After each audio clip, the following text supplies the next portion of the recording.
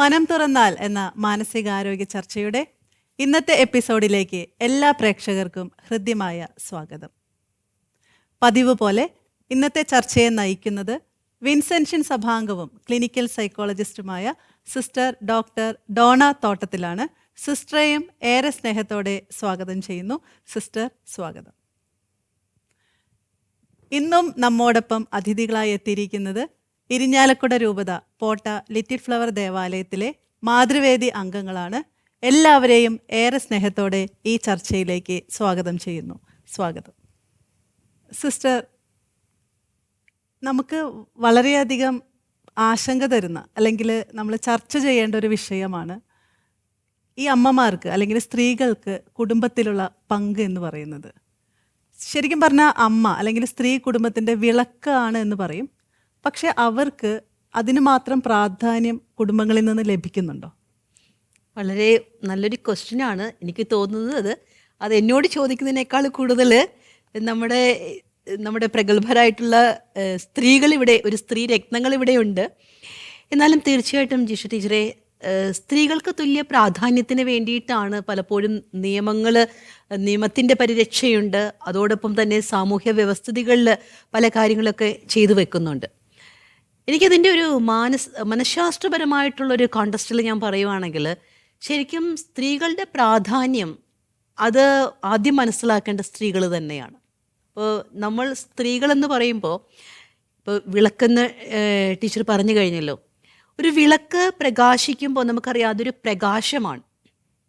ആ ഒരു പ്രകാശം എന്ന് പറയുന്നത് വളരെ പോസിറ്റീവായിട്ടുള്ള ഒരു കൺസെപ്റ്റാണ്, അല്ലെങ്കിൽ ഒരു പോസിറ്റീവായിട്ടുള്ള ഒരു അറ്റ്മോസ്ഫിയറാണ് തരുന്നത്. അപ്പോൾ ആ വിളക്ക് പ്രകാശിക്കണമെങ്കിൽ ആ വിളക്കെടുക്കുന്ന ഒരു ഇനിഷ്യേറ്റീവ് ഉണ്ട്. അപ്പോൾ അത് മേ ബി ചിലപ്പോൾ ഒരു സഹനമാകാം, അല്ലെങ്കിൽ കടന്നു പോകേണ്ടതായിട്ടുള്ള ചില സ്ട്രഗിൾസ് ആവാം. സോ അതുമുണ്ട്. അപ്പോൾ ഒരു രണ്ട് തരത്തിലും ഒരു സ്ത്രീ എന്ന് പറഞ്ഞു കഴിഞ്ഞാൽ അവളുടെ പൂർണ്ണതയിലേക്ക് വളരുമ്പോൾ അവളുടെ എല്ലാ കാലഘട്ടത്തിലും നമ്മളായിട്ട് എടുക്കേണ്ടതായിട്ടുള്ള എഫേർട്ടുണ്ട്. ആ എഫേർട്ടിനൊരു ഒരു റിസൾട്ടുണ്ട്. ഓക്കെ, ഇത് രണ്ടും കൂടി ചേരുമ്പോഴാണ് ശരിക്കും പറഞ്ഞു കഴിഞ്ഞാൽ ആ വിളക്ക് പ്രകാശിക്കുന്നത്. അപ്പോൾ പ്രാധാന്യം ഉണ്ട് എന്ന് തന്നെയാണ് എനിക്ക് പറയാനായിട്ട് സാധിക്കുന്നത്. സ്ത്രീകൾക്കും ഒരു തുല്യ പ്രാധാന്യമുണ്ട്. പക്ഷെ പലപ്പോഴും എന്താണ് പറ്റുന്നതെന്ന് വെച്ച് കഴിഞ്ഞാൽ, സാംസ്കാരികമായിട്ടുള്ള അല്ലെങ്കിൽ സാമൂഹ്യപരമായിട്ടുള്ള ചില നിലപാടുകളും, അല്ലെങ്കിൽ ചില ഒരു ചരിത്രകാലം മുതൽ, അല്ലെങ്കിൽ ചില പ്രീവിയസ് എക്സ്പീരിയൻസ് ഒക്കെ പറഞ്ഞു വെക്കുമ്പോൾ പലപ്പോഴും അവഗണിക്കപ്പെട്ടു പോകുന്നതായിട്ടും തോന്നിയിട്ടുണ്ട്. അപ്പോൾ എനിക്ക് തോന്നുന്നു ഇതൊരു നല്ലൊരു ചർച്ചാ വിഷയം തന്നെയാണെന്ന് എനിക്ക് തോന്നുന്നു. അപ്പോൾ ഇതിൻ്റെ അകത്തൊരു പ്രാധാന്യമുണ്ടോ എന്ന് ഇപ്പോൾ ടീച്ചർ ചോദിച്ചൊരു ചോദ്യം ഞാൻ ചോദിക്കുവാണെങ്കിൽ എന്തായിരിക്കും തോന്നുക? ഒരു സ്ത്രീ അല്ലെങ്കിൽ ഒരു അമ്മ എന്ന് പറഞ്ഞാൽ നമ്മുടെ ഭവനത്തിൽ ഒരു വിളക്ക് തന്നെയാണ്. എപ്പോഴും ഒരു അമ്മയില്ലാത്ത വീടെന്ന് പറഞ്ഞാൽ അത് എപ്പോഴും ഒരു ശൂന്യമായിരിക്കും. അപ്പം നമ്മൾ നമ്മുടെ വീട്ടിലേക്ക് ചെല്ലുമ്പോൾ നമ്മുടെ അമ്മമാരെന്ന് പറഞ്ഞാൽ അതില്ലെങ്കിൽ നമുക്ക് അങ്ങോട്ട് പോകാനായിട്ട് തന്നെ നമുക്കൊരു ബുദ്ധിമുട്ടാണ്. അപ്പോൾ സ്ത്രീക്ക് എപ്പോഴും ഒരു വീട്ടിൽ വലിയ സ്ഥാനമാണുള്ളത്. പക്ഷേ പലവിധ കാരണങ്ങൾ കൊണ്ട് എപ്പോഴും സ്ത്രീ അവഗണിക്കപ്പെട്ടിട്ടാണ് കാണപ്പെടുന്നത്. അവർക്ക് തന്നെ കുറേ സ്ത്രീകൾ നോക്കുകയാണെങ്കിൽ നമുക്ക് തന്നെ, എൻ്റെ അറിവിൽ തന്നെ കുറച്ച് പേരുണ്ട്, അവരുടെ പറയുകയാണെങ്കിൽ ഒരു സ്വാതന്ത്ര്യമില്ല. നമുക്ക് ഇപ്പോൾ മറ്റോട് സംസാരിക്കാനായിട്ട്, പറയാനായിട്ട്, അവരുടെ ഉള്ളിലെ വിഷമങ്ങൾ അല്ലെങ്കിൽ അവരുടെ അഭിപ്രായങ്ങൾ പറയാനോ കേൾക്കാനോ ആരും തയ്യാറല്ല. എല്ലാവരും അവരവരുടെ കാര്യം. ഈ ഒരു സ്ത്രീ ആ വീട്ടിൽ എന്തൊക്കെ മാനസികമായി ബുദ്ധിമുട്ടുന്നുണ്ടോ, വേദനിക്കുന്നുണ്ടോ, അതൊന്നും കേൾക്കാനും പറയാനും ആളുകളില്ലാത്ത കുറേ ബുദ്ധിമുട്ടുകൾ സ്ത്രീകൾ അനുഭവിക്കുന്നുണ്ട് വീടുകളിൽ. ഓക്കെ, തീർച്ചയായിട്ടും ഇതൊരു ജനറലായിട്ട് തന്നെ ഇപ്പോൾ പറഞ്ഞൊരു കാര്യം വളരെ ശരിയാണ്. കാരണം തുല്യ പ്രാധാന്യം ഉണ്ടായാലും എല്ലായാലും ഒക്കെ അഭിപ്രായ സ്വാതന്ത്ര്യം, അതായത് ഞാനെന്ന് പറയുന്ന ഒരു വ്യക്തി, ഇപ്പോൾ ആ ഒരു വ്യക്തിയിൽ അടങ്ങിയിരിക്കുന്ന ഒത്തിരിയേറെ ഘടകങ്ങളുണ്ട്. നമുക്ക് നമ്മളെ ഒന്ന് പ്രൊജക്റ്റ് ചെയ്യാനായിട്ട്, നമുക്ക് നമ്മുടേതായിട്ടുള്ള ശരികളെ പറയാൻ, അല്ലെ തെറ്റുകളെ ചൂണ്ടിക്കാണിക്കാൻ, അല്ലെങ്കിൽ മാറ്റം വരുത്തേണ്ടവന് പറയാനുള്ള ഒരു സ്വാതന്ത്ര്യം ഉണ്ടാവുക, അത് തന്നെയാണ് എനിക്ക് തോന്നുന്നത് തുല്യതയെന്ന് തോന്നുന്നു. അല്ലേ ടീച്ചറിന്? തീർച്ചയായിട്ടും. വിളക്ക് എന്ന് പറഞ്ഞാലും ചിലപ്പോഴൊക്കെ ചില വീടുകളിൽ കണ്ടിട്ടുള്ളൊരു കാര്യമാണ്, അഭിപ്രായം നമുക്ക് ഒരുമിച്ച് ഡിസ്കസ് ചെയ്തെടുക്കാം എന്നൊക്കെ പറഞ്ഞാലും ഒരു ഫൈനൽ ഡിസിഷൻ വരുമ്പോൾ തീർച്ചയായിട്ടും ഹസ്ബൻഡ് അല്ലെങ്കിൽ ആ വീട്ടിലെ പുരുഷൻ തീരുമാനിക്കും. തീർച്ചയായിട്ടും ഒരുമിച്ച് ചർച്ച ചെയ്യുന്ന, നമ്മൾ പറയും വീട്ടിലെ ഔസേപിതാവ് എന്നുള്ള രീതിയിൽ ആ പുരുഷൻ തീരുമാനമെടുക്കുന്നതിൽ തെറ്റില്ല. പക്ഷെ ചില സ്ഥലങ്ങളിൽ ഭാര്യയോട് അഭിപ്രായം പോലും ചോദിക്കാതെ ചില പ്രധാനപ്പെട്ട തീരുമാനങ്ങൾ അവർ എടുക്കുമ്പോൾ പിന്നീട് മറ്റുള്ളവർ പറഞ്ഞോ അല്ലെങ്കിൽ കുടുംബങ്ങളിലെ മറ്റുള്ളവരെ ബന്ധുക്കളൊക്കെ പറഞ്ഞിട്ടായിരിക്കും ഇങ്ങനെയൊക്കെ നിങ്ങൾ ചെയ്യാൻ പോകുന്നു കേട്ടു. അപ്പോഴായിരിക്കും ഭാര്യ പറഞ്ഞു ഞാൻ അറിഞ്ഞില്ലല്ലോ, ദേ നിങ്ങളുടെ വീട് റിനോവേറ്റ് ചെയ്യാൻ പോകുന്നത് കേട്ടു, ഞാൻ അറിഞ്ഞില്ലല്ലോ. അങ്ങനൊരു അവസ്ഥ വരുമ്പോൾ ആ ഒരു വിളക്കിൻ്റെ പ്രാധാന്യം അല്ലെങ്കിൽ ആ ഒരു ഇമ്പോർട്ടൻസ് നമുക്കത് മാച്ച് ആകില്ല, ഒരിക്കലും കണക്ട് ചെയ്യാൻ പറ്റില്ല. അങ്ങനെയൊക്കെയുള്ള കുടുംബങ്ങളും ഇപ്പോഴും ഉണ്ടോ അല്ലേ? ഓക്കെ, ഞാൻ ഇത് പറഞ്ഞു വന്നപ്പോഴത്തേക്കാണ് എനിക്ക് കിട്ടിയൊരു കേസിനെ കുറിച്ച് ഇങ്ങനെ ആലോചിച്ച് പോവുകയായിരുന്നു. ഒരു കുടുംബം വളരെ ഒരു പരിതാപ സ്ഥിതിയിലേക്കായി. കുടുംബനാഥൻ ആത്മഹത്യക്ക് ശ്രമിച്ചു. അങ്ങനെ ആത്മഹത്യക്ക് ശ്രമിച്ചു, അദ്ദേഹം രക്ഷപ്പെട്ടു. അതിനുശേഷം ഡോക്ടേഴ്സ് നിർദ്ദേശിച്ചു നിങ്ങൾ ഒരു ഫാമിലി തെറാപ്പിയിലൂടെ കടന്നു പോകേണ്ടതായിട്ടുണ്ടെന്ന് തോന്നുന്നു. അപ്പോൾ എന്തായാലും ഒരു ക്ലിനിക്കൽ സൈക്കോളജിസ്റ്റിനെ കാണണം, അപ്പോൾ ഒരു കൗൺസിലിംഗ് തെറാപ്പി ആവശ്യമാണ്. അപ്പം നമ്മുടെ ഇടയ്ക്ക് വന്നു കാര്യങ്ങൾ പറഞ്ഞു വന്നപ്പോഴത്തേക്കും അദ്ദേഹം, അപ്പോൾ നമ്മളെപ്പോഴും വരുമ്പോഴത്തേക്കും ആ ഒരു വ്യക്തിയുടെ ആദ്യത്തെ ഒരു മെൻ്റൽ സ്റ്റാറ്റസാണ് നമ്മൾ നോക്കുന്നത്. അപ്പോൾ നമ്മൾ ആ ഒരു സമയത്തെ അദ്ദേഹത്തിൻ്റെ മെൻ്റൽ സ്റ്റാറ്റസ് നോക്കിക്കഴിയുമ്പോഴത്തേക്കും മനസ്സിലായ ഒരു കാര്യം, അദ്ദേഹം ഒരു മേജർ ഡിപ്രഷനിലാണ്. നമ്മൾ പറയുന്നത് ഒരു കഠിനമായ വിഷാദ രോഗത്തിലാണ്. ഓക്കെ, അപ്പോൾ തീർച്ചയായിട്ടും അതിൻ്റേതായിട്ടുള്ള ട്രീറ്റ്മെൻറ്റ് പാറ്റേൺസ് വേണം. അത് നമ്മൾ ചുമ്മാതെ വിഷമിക്കേണ്ട കേട്ടോ, സാരിയില്ല പൊക്കോട്ടെ എന്ന് പറഞ്ഞ് വിടാൻ പറ്റുന്നതല്ല.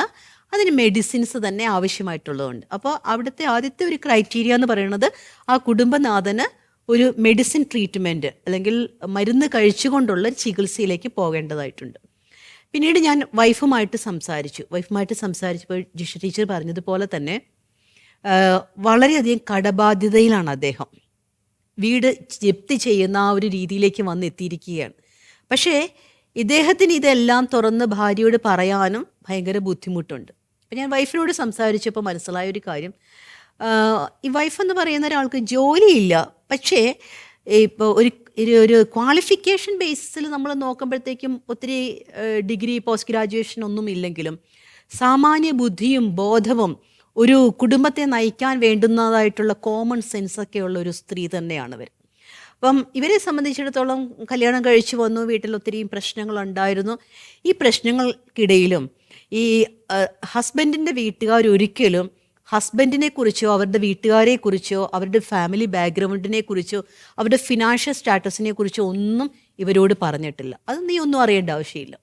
എന്തെങ്കിലും ചോദിച്ചു കഴിഞ്ഞാൽ തന്നെ പറയും, ഇത് ഇപ്പോൾ നിനക്ക് ആവശ്യമില്ല ഉള്ള കാര്യമൊന്നും അല്ലല്ലോ, അവനെ കൊണ്ട് എല്ലാം കൂടി തലയിൽ ഇടിപ്പിക്കാതെ. സോ അങ്ങനെ ഒരു രീതിയിൽ പറഞ്ഞു പോവുകയാണ്. അതായത് അവരുടെ ഫിനാൻഷ്യൽ കാര്യങ്ങൾ, സാമ്പത്തിക ഇടപാടുകളും അല്ലെങ്കിൽ സാമ്പത്തികമായിട്ടുള്ള സ്ഥിതിയൊന്നും ഇവർക്കൊന്നും അറിയില്ല.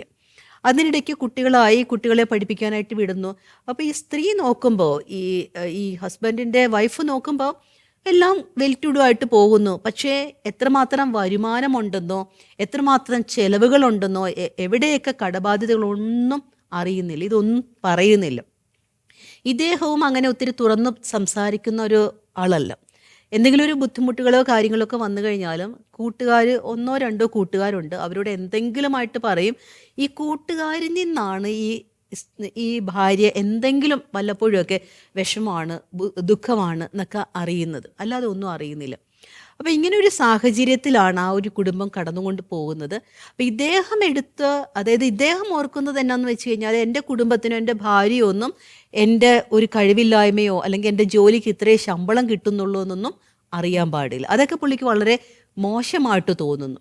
അല്ലെങ്കിൽ ഒരുമിച്ചിരുന്നൊന്ന് സംസാരിക്കാൻ, അല്ലെങ്കിൽ പുള്ളിക്കൊരു വിഷമമുണ്ട് എന്ന് കുടുംബത്തിൽ പറയാനോ മക്കളുടെ മുമ്പിൽ അവതരിപ്പിക്കാനോ പുള്ളിക്ക് പറ്റാത്ത ഒരവസ്ഥ. നമ്മൾ പറയും പുള്ളി ഈ അഭിമാനിയാണ് എന്നൊക്കെ പറയുന്ന ഒരു കാറ്റഗറിയിൽ നിൽക്കുന്നതാണ്. ഇങ്ങനെയായി കടമെടുത്തിട്ടുണ്ടായിരുന്നു, ലോൺ ഉണ്ടായിരുന്നു, ലോണുകൾ കൂടി. അതിനുശേഷം ജപ്തിയുടെ വശത്ത് വന്നു കഴിഞ്ഞപ്പോഴത്തേക്കാണ് ആ ഒരു അവസ്ഥയിൽ എത്തിയപ്പോഴാണ് പുള്ളിക്കാരൻ ഓർത്തത് ഇനി മുന്നോട്ട് പോകാൻ പറ്റില്ല. പക്ഷേ ഇതെങ്ങനെ ഇത്രയും നാൾ വൈഫിനോടൊന്നും തുറന്നു പറഞ്ഞില്ല, ഇനിയായിട്ട് ഞാൻ എങ്ങനെ തുറന്നു പറയും? അദ്ദേഹം ആ ഒരു ചിന്തയിൽ നിന്നാണ് കുറച്ച് നാളുകളായിട്ട് ആരോടും സംസാരിക്കില്ല, മാറി നിൽക്കുന്നു, ആകെ ഡെസ്പായി, ഒരു സഹായം ആരോടും ചോദിച്ചിട്ടില്ല. അങ്ങനെയാണ് ഈ ഒരു ആത്മഹത്യാ ശ്രമത്തിലേക്ക് പോകുന്നത്. ഞാൻ പറയും പല വീടുകളിലും ഇതൊരു വലിയ പ്രശ്നം തന്നെയാണ്. അപ്പോൾ ചിലപ്പോഴൊക്കെ ചിന്തിക്കും, എൻ്റെ പോലെ പഠനം എൻ്റെ ഭാര്യയ്ക്കില്ല, അല്ലെങ്കിൽ അവൾ പുറത്തിറങ്ങുന്നില്ലല്ലോ, ഇവൾ പിന്നെ എന്നാ ഓർക്കാനാ, അല്ലെങ്കിൽ ഇവൾക്ക് ജോലിയില്ലല്ലോ, ഇവളെങ്ങനെ ഒരു സാമ്പത്തിക നില ഭദ്രമാക്കാനെന്നൊക്കെ ഓർക്കും. പക്ഷെ അവിടെ നമ്മൾ പ്രത്യേകം ശ്രദ്ധിക്കേണ്ട ഒരു കാര്യം, ജീവിത പങ്കാളി എന്ന് പറയുന്നത് ഒരുമിച്ച് ജീവിതം കൊണ്ടുപോകാനാണ്. ചിലപ്പോൾ രണ്ടുപേർക്കും ഒരേപോലെയൊക്കെ ശമ്പളം കിട്ടിയെന്നോ അല്ലെങ്കിൽ സാമ്പത്തിക നില ഭദ്രമാക്കാൻ പറ്റുമെന്നൊന്നും ഇല്ല. പക്ഷേ നമ്മൾ പറയുന്നത് ബ്രെയിൻ സ്റ്റോമിങ്, അതായത് ഞാൻ ഒരു കാര്യം ചെയ്യാനായിട്ട് ആഗ്രഹിക്കുമ്പോൾ, ചെയ്യാൻ ഉദ്ദേശിക്കുമ്പോൾ, ഒരു കുടുംബനാഥനും ഒരിക്കലും അവർക്ക് വേണ്ടി മാത്രമല്ല അത് ചെയ്യുന്നത്. ഒരു കുടുംബനാഥൻ ജോലിക്ക് പോകുന്നുണ്ടെങ്കിൽ, കഷ്ടപ്പെടുന്നുണ്ടെങ്കിൽ, ഭാര്യയ്ക്കും മക്കൾക്കും ആ കുടുംബത്തിനും വേണ്ടിയാണ്. അപ്പോൾ അദ്ദേഹത്തിൻ്റെ ആ കഷ്ടപ്പാടിൻ്റെയും കാര്യങ്ങളും എല്ലാം അദ്ദേഹത്തിനും വീട്ടിൽ വന്ന് ഷെയർ ചെയ്യാം. അപ്പോൾ ആ ഷെയർ ചെയ്യുന്നത് കേട്ട് കഴിഞ്ഞാൽ അദ്ദേഹത്തെ മനസ്സിലാക്കി ആ കുടുംബത്തിൻ്റെ കാര്യങ്ങളെ വേണ്ട രീതിയിൽ ക്രമപ്പെടുത്താനുള്ള വലിയൊരു കടമയും കടപ്പാടും കൂടി സ്ത്രീക്കുണ്ട്. അപ്പം എനിക്ക് തോന്നുന്നത് അങ്ങനെ വരുമ്പോഴാണ് ഈ ഒരു തുല്യ പങ്കാളിത്തം, നമ്മൾ ഈ എംപവർമെൻ്റ് എന്നൊക്കെ പറയുന്നത് സ്ത്രീകളെല്ലാവരും കൂടി മസിലൊക്കെ ഉണ്ടാക്കി പുരുഷന്മാരെ അടിക്കാനോ മറ്റൊരു സാമൂഹ്യ വ്യവസ്ഥിതിയെ തച്ചുടയ്ക്കാനോ അല്ല, മറിച്ച് ക്രമസമാധാനപരമായിട്ടുള്ളൊരു കുടുംബജീവിതവും സാമൂഹ്യ അന്തരീക്ഷമൊക്കെ ഉണ്ടാകേണ്ട ഒരു സ്ത്രീയുടെ വിൽ പവറിനെയാണ് നമ്മൾ ഈ ഒരു ഒരു തുല്യ ഭാഗം എന്നൊക്കെ, അല്ലെങ്കിൽ ഒരു തുല്യതാ ബോധം എന്നൊക്കെ പറയുന്നതായിട്ടാണ് എനിക്കൊരു മനഃശാസ്ത്രപരമായിട്ടുള്ളൊരു വീക്ഷണത്തിൽ കാണാനായിട്ട് സിസ്റ്റർ സാധിക്കും. പറഞ്ഞത് കറക്റ്റാണ്. എൻ്റെ ഒരു സുഹൃത്ത് ഒരു ടീച്ചറാണ്. ടീച്ചർ ഷെയർ ചെയ്തൊരു കാര്യമാണ്, വീട്ടിലെല്ലാ കാര്യങ്ങളും ഹസ്ബൻഡാണ് നോക്കുന്നത്. അവർ ഒരുമിച്ച് ഡിസ്കസ് ഒക്കെ ചെയ്യും, കുട്ടികളുടെ വിദ്യാഭ്യാസം എല്ലാം ഡിസ്കസ് ചെയ്ത് കാര്യങ്ങൾ പോകുന്നു. പക്ഷേ എല്ലാ കാര്യങ്ങളും കുറച്ചും കൂടി ഒരു എഫിഷ്യൻ്റായിട്ട് ചെയ്യുന്നത് ഈ ടീച്ചറാണ്. അപ്പോൾ ഈ പറഞ്ഞതുപോലെ ഹസ്ബൻഡിൻ്റെ ഫിനാൻഷ്യൽ ലോസ് അല്ലെങ്കിൽ ഉണ്ടാകുന്ന പ്രശ്നങ്ങളൊന്നും ടീച്ചർ അറിഞ്ഞിരുന്നില്ല. സന്തോഷകരമായി പോകുന്ന ഒരു കുടുംബം. പിന്നീട് അതൊരു വല്ലാത്തൊരു എക്സ്ട്രീം ലെവലിലേക്ക് എത്തുമ്പോഴാണ് ഈ ടീച്ചർ അറിയാൻ തുടങ്ങിയത് ഇങ്ങനെ ഇത്ര ഇഷ്യൂസൊക്കെ ഉണ്ട്, ഫാമിലിയിൽ ഇങ്ങനെ കുറച്ച് സ്ട്രഗിൾസ് വരാൻ പോകുന്നു. അപ്പോൾ ടീച്ചർ വളരെ ബുദ്ധിപരമായി ചില പ്ലാനുകളൊക്കെ ഉണ്ടാക്കി. ഫിനാൻഷ്യൽ മാനേജ്മെൻറ്റ് എന്തുകൊണ്ടും ഈ ഹസ്ബൻഡിനേക്കാളും കൂടുതൽ ടീച്ചർക്കായതുകൊണ്ട് ടീച്ചർ അതിനെ ബുദ്ധിപരമായി കൈകാര്യം ചെയ്ത് ഇതുപോലെ വലിയൊരു കടബാധ്യത അല്ലെങ്കിൽ ജപ്തി ഭീഷണിയിൽ നിന്ന് തന്നെ ഒഴിവാക്കിയത് ടീച്ചറിൻ്റെ മിടുക്കായിരുന്നു. അപ്പോൾ സ്ത്രീകൾ ഒരിക്കലും പിന്നോക്കം നിൽക്കുന്നവരല്ല, അത് പുരുഷന്മാർ മനസ്സിലാക്കണം. ഇനി ഞാനത് തുറന്ന് പറഞ്ഞത് കൊണ്ട് എൻ്റെ ഭാര്യയ്ക്ക് വിഷമാവും അല്ലെങ്കിൽ അവൾ ടെൻഷനാവും എന്നല്ല വിചാരിക്കേണ്ടത്. ചില സിറ്റുവേഷൻസിലെങ്കിലും എല്ലാ അർത്ഥത്തിലും സ്ത്രീകൾ കൂടെ നിൽക്കുന്നവരാണ് അല്ലേ. അപ്പോൾ ചില ഭർത്താക്കന്മാർ അത് മനസ്സിലാക്കുന്നില്ല. അവർ ചിലപ്പോൾ നേരത്തെ സിസ്റ്റർ പറഞ്ഞ പോലെ അഭിമാനമോ ദുരഭിമാനമോ നമുക്കറിയില്ല അവരെന്താണ് ചിന്തിക്കുന്നതെന്ന്. എനിക്ക് തോന്നുന്നു ഒരു ഈക്വൽ ഷെയറിങ് ഉണ്ടെങ്കിൽ, അല്ലെങ്കിൽ നല്ല രീതിയിൽ ചർച്ച ചെയ്ത് ആ ഒരു കമ്മ്യൂണിക്കേഷൻ ഗ്യാപ്പ് ഇല്ലാതെ പോവുകയാണെങ്കിൽ എല്ലാ കുടുംബങ്ങളിലും വളരെ മനോഹരമായിട്ട് മുന്നോട്ട് കൊണ്ടുപോകാനായിട്ട് സാധിക്കും. കുടുംബജീവിതത്തിൽ സ്ത്രീക്ക് തുല്യ പങ്കാളിത്തം ഉണ്ടെന്ന് ഞങ്ങളുടെ കുടുംബജീവിതത്തിൽ നിന്ന് എനിക്ക് മനസ്സിലായിട്ടുള്ള ഒരു ഗോൾഡൻ മൊമെൻ്റാണ്. അതായത് എൻ്റെ ഹസ്ബൻഡ് ഹോളി ലാൻഡ് സന്ദർശിക്കാൻ പോയി. അപ്പോൾ അദ്ദേഹം തനിയാണ് പോയത്. അടുത്ത വർഷം തന്നെ എന്നെ ആ ഹോളി ലാൻഡ് കാഴ്ചകൾ, ആ യേശുക്രിസ്തുവിൻ്റെ ആ ജനനവും മരണവുമായിട്ട് ബന്ധപ്പെട്ട ആ വിസ്മയഭരിതമായ ആ ഒരു ദൃശ്യങ്ങൾ എൻ്റെ ഭാര്യയും ഒപ്പം കാണണം, അത് മനസ്സിലാക്കണമെന്ന് എന്നെ കാണിച്ചു തന്നപ്പോഴാണ് എന്നെ അവിടേക്ക് വിടാൻ അദ്ദേഹം മനസ്സ് കാണിച്ചപ്പോഴാണ് എനിക്ക് എൻ്റെ ജീവിതത്തിൽ ഹസ്ബൻഡ് ഒരേ മൂല്യം തന്നെ എനിക്ക് നൽകുന്നു എന്ന് എനിക്ക് മനസ്സിലാക്കാൻ കഴിച്ച ഒരു വലിയ സുവർണ അവസരമായിട്ട് ഞാനതിനെ കാണാണ്. Okay, very good. അതൊരു വലിയ, കാരണം ഒരു സ്ത്രീയെ സംബന്ധിച്ചിടത്തോളം സഞ്ചാര സ്വാതന്ത്ര്യവും സാമ്പത്തിക സ്വാതന്ത്ര്യവും ഒക്കെ ഉള്ളവർ ഓരോ കാര്യങ്ങളൊക്കെ ചെയ്യുന്നു, എനിക്കൊന്നും ചെയ്യാൻ പറ്റുന്നില്ലല്ലോ എന്നൊക്കെ പലപ്പോഴും പലർക്കും തോന്നിപ്പോയിട്ടുണ്ട്. ഓക്കെ അല്ല, ഇപ്പോൾ ചേട്ടൻ വൈകുന്നേരം ആകുമ്പോഴത്തേക്കോ മടുത്ത് ഇനി പുറത്ത് പോയിട്ടൊരു ചായ കുടിച്ചിട്ട് വരട്ടെ എന്ന് പറഞ്ഞ് പുറത്ത് പോകുമ്പോൾ നമ്മൾ ഇങ്ങനെ പോവുകയാണല്ലേ, എന്ത് ചെയ്യാനാ, നമുക്ക് കവലയ്ക്ക് പോകാൻ പറ്റത്തില്ലല്ലോ എന്നൊക്കെ പറഞ്ഞ് നോക്കിയിരിക്കുമ്പോഴത്തേക്കും ഇപ്പോൾ അവിടെയും നമുക്കൊരു സ്വാതന്ത്ര്യം കിട്ടുന്നു എന്ന് പറയുമ്പോഴത്തേക്കും സംതിങ് ഡിഫറെൻറ്റ്. അത് വളരെ ഒരു നല്ലൊരു മൊമെൻ്റാണെന്ന് എനിക്ക് തോന്നുന്നു. അങ്ങനെ ചേട്ടന്മാർക്ക് എല്ലാവർക്കും അങ്ങനെ ഒരു ആലോചന വരട്ടെ എന്ന് നമുക്ക് ആശംസിക്കാം. അതെ, തീർച്ചയായിട്ടും തീർച്ചയായിട്ടും സിസ്റ്റർ. അതുപോലെ തന്നെ സ്ത്രീകൾ എപ്പോഴും വിളക്കാണെന്ന് പറയുന്നത് പോലെ തന്നെ മക്കളെ വളർത്തുന്നതിൽ അല്ലെങ്കിൽ കുട്ടികളുടെ കാര്യങ്ങൾ ഡീല് ചെയ്യുന്നതിൽ അമ്മമാരുടെ പ്രധാന റോൾ എന്താണ്? അത് അമ്മമാർക്ക് മാത്രമുള്ള റോളാണോ, അല്ലെങ്കിൽ അപ്പന്മാരും എന്താണ് ചെയ്യേണ്ടത്? തീർച്ചയായിട്ടും കുട്ടികളുടെ ഒരു വളർച്ചയിൽ നമ്മൾ പറയുന്നത് തുല്യ പ്രാധാന്യമുണ്ട് അമ്മയ്ക്കും അപ്പനും. പക്ഷേ എങ്കിലും ഒരു സൈക്കോളജിക്കലായിട്ടുള്ളൊരു സോഫ്റ്റ് കോർണർ ചിന്തയിലേക്ക് വരുമ്പോൾ നമ്മൾ പെട്ടെന്ന് വിളിച്ചു പോകുന്നതും നമ്മൾ ആഗ്രഹിച്ചു പോകുന്നത് എന്താണ്? അമ്മ എന്നുള്ളതാണ് അല്ലേ. ഇപ്പം നമ്മൾ പറയും ജനിച്ച ഉടനെ കുഞ്ഞിനെ അമ്മയുടെ മാറിലേക്കാണ് കൊടുക്കുന്നത്. എന്താണ് ദാറ്റ് ഈസ് ഒരു ഫസ്റ്റ് ന്യൂറൽ കണക്ടിവിറ്റിയാണത്. അത് അമ്മയാണ് അത് ഏറ്റെടുക്കേണ്ടത്. കാരണം ആ പെയിനോട് കൂടി അമ്മ ഒരു കുഞ്ഞിന് ജന്മം കൊടുത്തു കഴിയുമ്പോൾ അതേ പെയിനോട് കൂടി അവളുടെ മാറിലേക്ക് കിട്ടുന്നൊരു കുഞ്ഞാണ് ഫസ്റ്റ്. ആ കുഞ്ഞിനാണ് ഈ ലോകത്തോടുള്ള ബന്ധം ആക്കി കൊടുക്കുന്നതെന്നാണ് പറയുന്നത്. ഓക്കെ, അപ്പോൾ തീർച്ചയായിട്ടും ഞാൻ പറയും അമ്മയ്ക്കൊരു റോള് ഒരല്പം അധികം കൂടുതലുണ്ടോ എന്നെനിക്ക് സംശയം വന്നിട്ടുണ്ട് പലപ്പോഴും. കാരണം ഞാനൊരു കേസ് പറയാം. ഒരു 20 വയസ്സുള്ള ഒരു പെൺകുട്ടി, കോളേജ് വിദ്യാഭ്യാസ കാലഘട്ടമാണ്. അപ്പോൾ കോളേജിൽ നിന്ന് ടീച്ചർ കുട്ടി റെഫർ ചെയ്തു, സൈക്കോളജിസ്റ്റിന്, കൗൺസിലറിന്, സ്കൂൾ കൗൺസിലറിന് റെഫർ ചെയ്തു.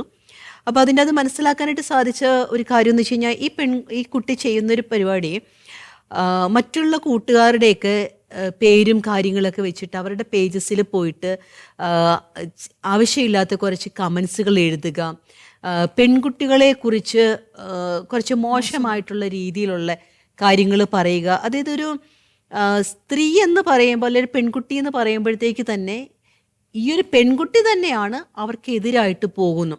ആവശ്യമില്ലാത്ത കുറേ കണക്ഷൻസ് ഉണ്ടെന്നൊക്കെ വരുത്തി തീർക്കുന്നു. അത് മറ്റു ക്ലാസ്സിലെ കുട്ടികളെ എല്ലാവരെയും അത് സ്വാധീനിക്കുന്നുണ്ട്. ഈ പുള്ളി ആ കുട്ടിയുടെ തന്നെ അക്കൗണ്ടിലും അല്ലെ ഫേക്ക് അക്കൗണ്ടിലൊക്കെ കയറി ഇതാണ് പരിപാടി. അപ്പോൾ കണ്ടുപിടിച്ചു, പിടിക്കപ്പെട്ടു. അതിന് ശേഷമാണ് നമ്മുടെ അടുക്കിലേക്ക് വിടുന്നത്. അപ്പോൾ സംസാരിച്ച് വന്നപ്പോഴത്തേക്ക് മനസ്സിലായൊരു കാര്യം, അവൾക്ക് അമ്മ എന്ന് പറയുമ്പോഴത്തേക്ക് ഭയങ്കര ദേഷ്യമാണ്. അപ്പം എന്തുകൊണ്ടാണ് അമ്മയോട് ഇത്ര ദേഷ്യവും കലിപ്പും എന്ന് ചോദിച്ചു വരുമ്പോഴത്തേക്ക് നമുക്ക് മനസ്സിലാക്കാനായിട്ട് സാധിക്കുന്നത്, ആദ്യം തൊട്ട് തന്നെ അച്ഛൻ ഗൾഫ് രാജ്യങ്ങളിലായിരുന്നു.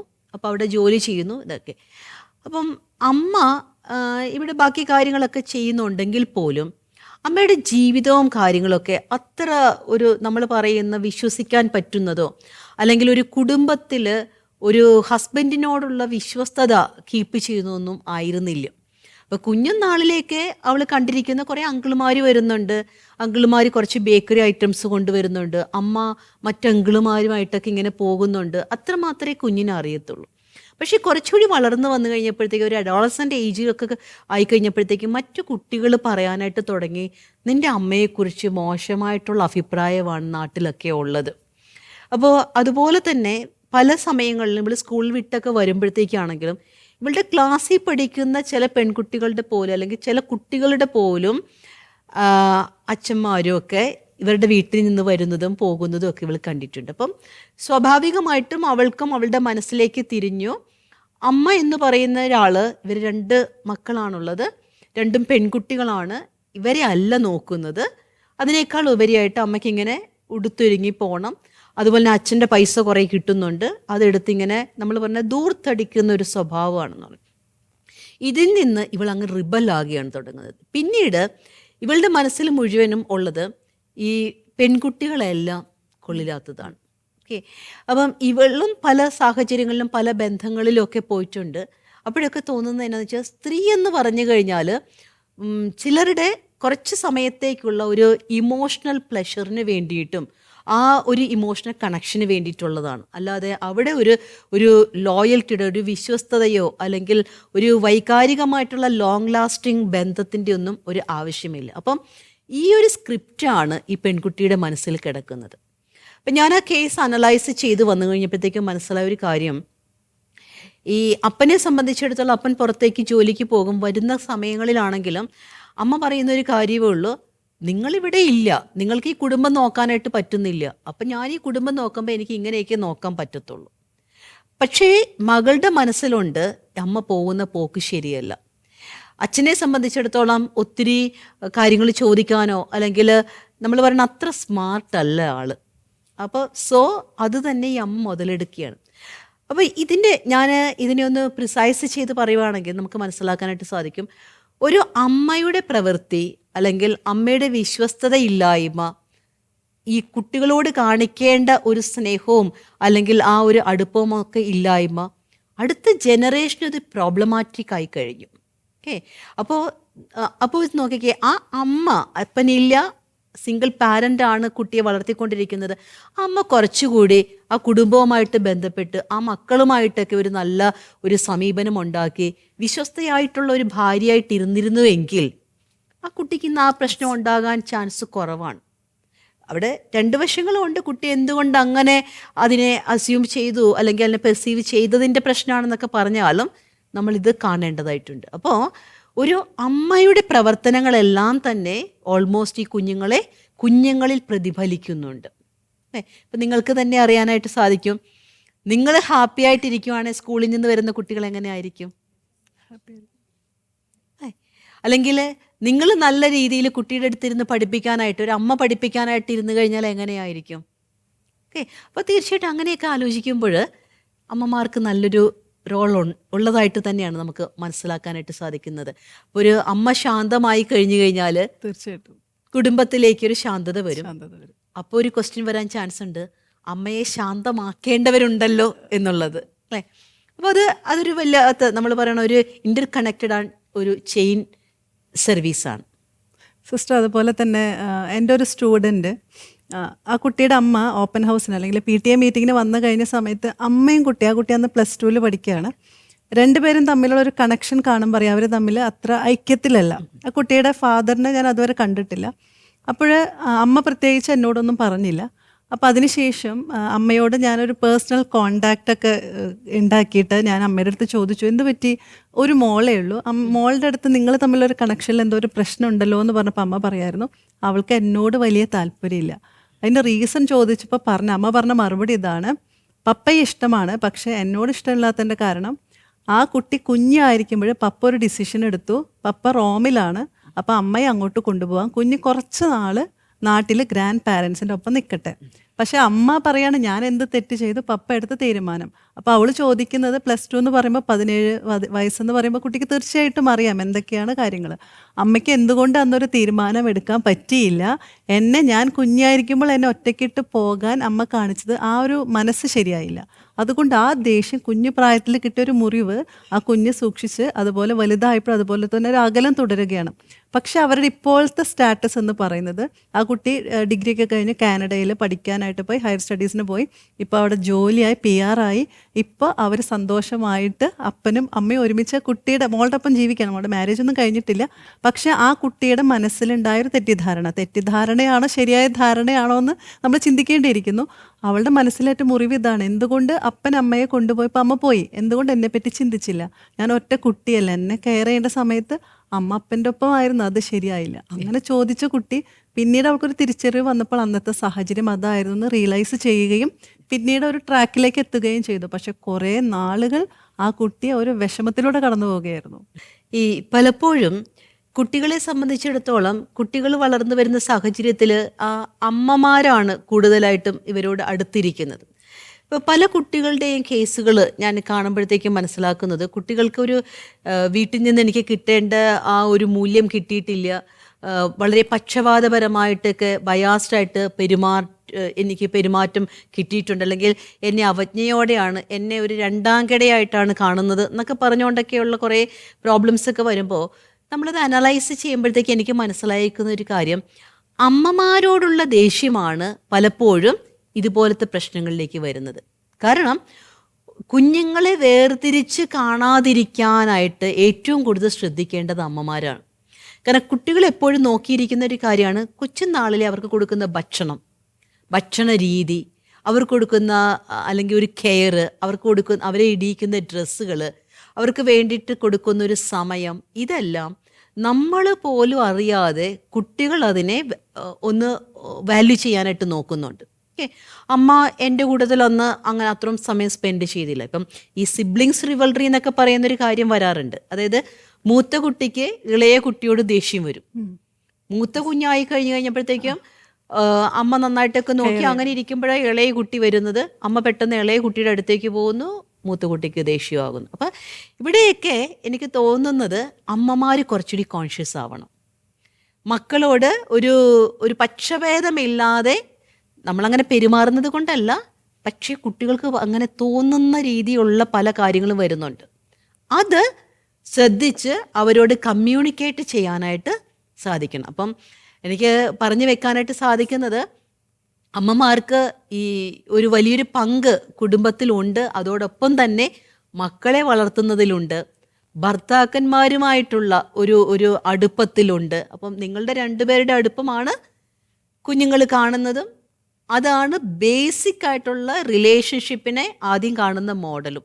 അപ്പോൾ ഇവിടെയൊക്കെ ഒത്തിരിയേറെ നമ്മൾ പറയുന്ന പ്രാധാന്യം അർഹിക്കുന്നവരാണ് സ്ത്രീകൾ. അത് നമ്മൾ നമ്മുടെ ഉള്ളിൽ മനസ്സിലാക്കുക, നമ്മുടെ ജീവിതത്തിലേക്ക് ഏറ്റെടുക്കുക. സ്ത്രീകളും കുടുംബ ബന്ധങ്ങളും എന്ന വിഷയത്തെക്കുറിച്ചാണ് നമ്മൾ ഇന്നിവിടെ ചർച്ച ചെയ്തത്. ഈ ചർച്ചയിൽ പങ്കെടുത്ത സിസ്റ്റർ ഡോക്ടർ ഡോണ തോട്ടത്തിലിന് പ്രത്യേകം നന്ദി പറയുന്നു. സിസ്റ്റർ നന്ദി. അതുപോലെ തന്നെ പോട്ട ലിറ്റിൽ ഫ്ലവർ ദേവാലയത്തിലെ മാതൃവേദി അംഗങ്ങൾക്കും പ്രത്യേകം നന്ദി പറയുന്നു. നന്ദി. ഈ ചർച്ച ഇവിടെ പൂർണ്ണമാകുന്നില്ല. ഇതേ വിഷയവുമായി നമുക്ക് അടുത്ത എപ്പിസോഡിൽ വീണ്ടും കണ്ടുമുട്ടാം. അതുവരേക്കും നന്ദി, നമസ്കാരം.